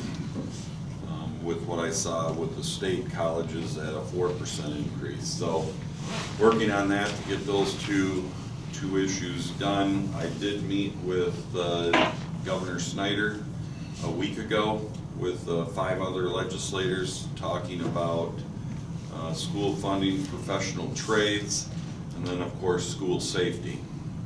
And working to have a grant put in the budget for schools to be able to access for school security, which would basically be what I call front end. So when you came into the school, that there would be some dollars there that you could use to put in security systems. Number one, a buzz system. Number two, a video so that you could actually see who is at the front door. We did have that in the past, and it was taken out of this year's budget, and we have asked that we could see that be put back in when we met. So excited that they're open about that. As you know, we just passed a $175 million road funding package that we sent to the governor. He signed it, so your local road commissions should see that money here soon. I don't have the exact breakdown per county. I requested that. I do know that Mason County was $390,000. And then, of course, out of that, there was some of the townships and what they get. So it's about $360,000 to the county and about $30,000 spread through the townships. And then the city was completely different. They have their own funding, so Manistee City would get something different. So excited about that. I mean, we know that we have a major road problem. As we know that, I believe you had just about $400,000 that was to Manistee already this year. Jeff, do you remember that number? It's close to that. Well, I think it was the total funding package increase was a little over 800. Right, to what it's going to be after next year. Because we got 2019 is our big year. There's an extra $600 million that's going into the road package that will be distributed out, which brings all the counties in our district basically are similar in size. So Manistee, Mason, a little over 800,000 new dollars that will come into the county for roads. And we know that the cost of doing road repair, and I mean, we passed them patching holes on 31 as we came up. This year was a very hard year on roads, harder than normal because of the weather we had. Warm, rain, freeze, warm, rain, freeze, and not staying cold at one period of time for a long section. So it's a concern, and we are definitely addressing it. I will promise you this, we will work very hard. There's not very many legislators that are left from when they made this road package deal. Most of them are gone. So my concern is when new people come in, they say, well, just because that group saddled us with that, we can get rid of it. That's not my intent. I mean, we last year when we did some of our budget and some of the tax talk, I had amendments in there to make sure that that would be guaranteed, that road funding would stay intact along with our rainy day fund. So we've got to make sure we keep that going. You know, school safety continues to be a major topic of what we're talking about. You know, so you can couple that in there with the issue of what went on at the University of Michigan State University, I should say. There was a bill package that just came out of the Senate. I have some concerns with the package. I understand why the package was passed. I believe that that we will get to an agreement that we will make sure that we can have the security and people that if they've ever been abused or sexually harassed, that we will make sure that it's addressed.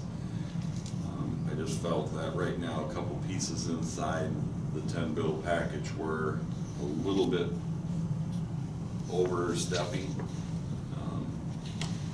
In a 30-year, it's a 30-year, the biggest concern that I had was a 30-year look back. And it can damage even the family unit, and there was some concerns with that. I've got to read them. I haven't seen the exact package now that they've been passed out. I've only read what was prior, and there was some concerns, and I had talked to Senator Boer, and I know that he had some concerns as I did, but they did pass the Senate. So we will be working on those. I don't know, we'll get to them, and they'll start in committee yet this week when we get back to Lansing, or they'll be shortly after we go. Auto no fault continues to be a hot button. I will tell you, I introduced a bill yesterday on a 90-day grace period for folks that let their insurance lapse. Right now, currently, if somebody lets their insurance lapse and they don't renew it, when they go to renew it again, they get thrown in what is called a high-risk pool, which is double, in most cases, what they were currently paying, which puts people basically on the, I'm not gonna get insurance.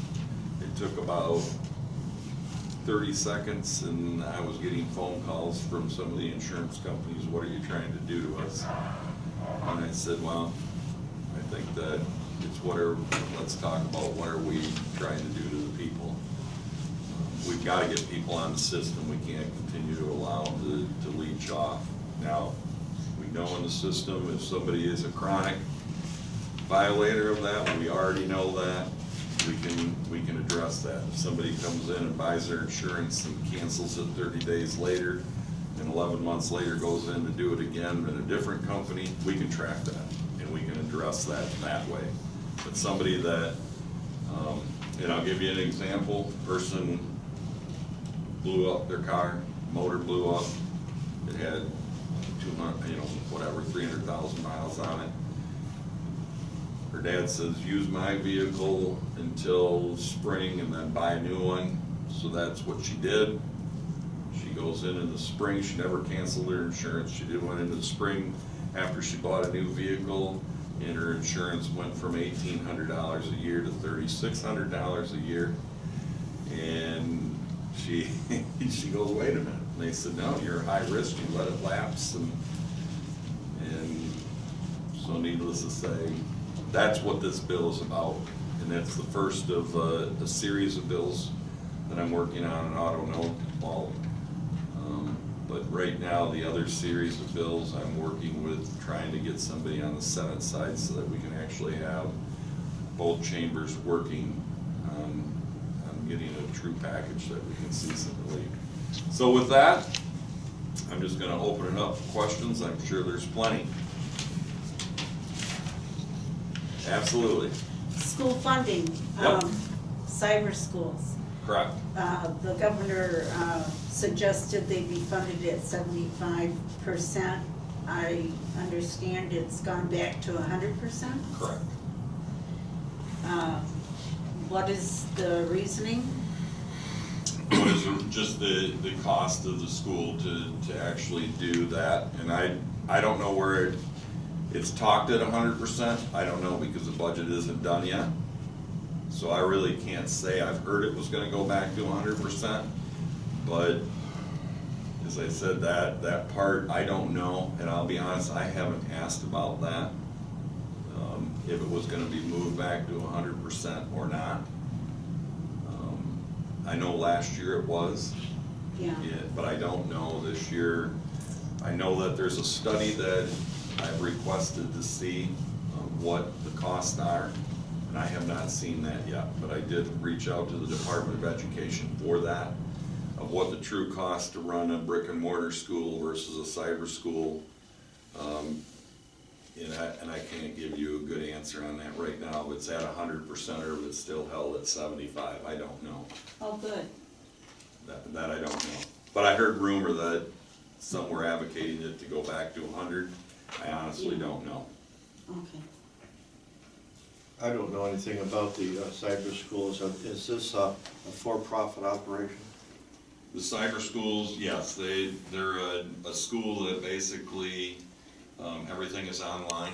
Right. You have one of the largest in the state right here in Manistee County with 19, I believe about 1,900 students. So conceivably, if it's cheaper to operate a private cyber school as compared to a brick and mortar school, any increase in funding just will go into the profit. It potentially could. Yeah. And that's why I requested that study, because I honestly don't know. I know it's expensive to run a cyber school because of what you gotta do, but I don't know the true cost of a cyber school. There's some other things that I'm working with the director here, the ISD. Since we've kind of got into the discussion, I feel that we need to look at cyber schools a little bit differently, of how they're graded and how they're placed into the system, because I feel that they should be graded differently and not thrown into the mix of the Manistee County school system, because there's a higher dropout rate in cyber schools because of what we're trying to achieve there. A lot of these students, this is kind of their last chance for education because they haven't been able to function in a normal school system. But if we hold that against Manistee Public or Onakama and it's thrown in that ISD, it actually drives their graduation rates down, which can greatly affect, if you look at how the school functions versus other public schools in other areas. So I've been working with some people on seeing if there's something we can do to pull that out of the grading system, because I don't feel that we should do that. Especially when, a great number of those students that are at the cyber school are actually not even attending, From Manistee. or from Manistee, I should say. Well, we already know that. So, So anyways, that's the answer I can give you on that one. Okay. I've not looked into cyber schools at all. What is the grade level? Do you have a lot of young kids? Are they mostly the older high school kids? It's actually all levels. It's amazing, but the majority are high school. I went there. I actually sat through a class. So I knew what it was all about.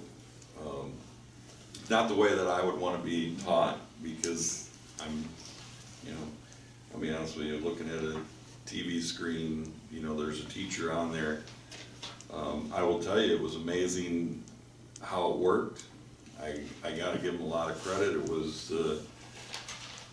in some cases, to me, almost over thorough, because they see the problem as you're doing the math problem. They're watching you do the math problem because of what it is. I never liked somebody looking over my shoulder as I was doing. It always made me get a little, but the gentleman was, I thought, very thorough. The teacher that I watched that day for the hour-long class, or I should say 50 minutes. But it was, very interesting. But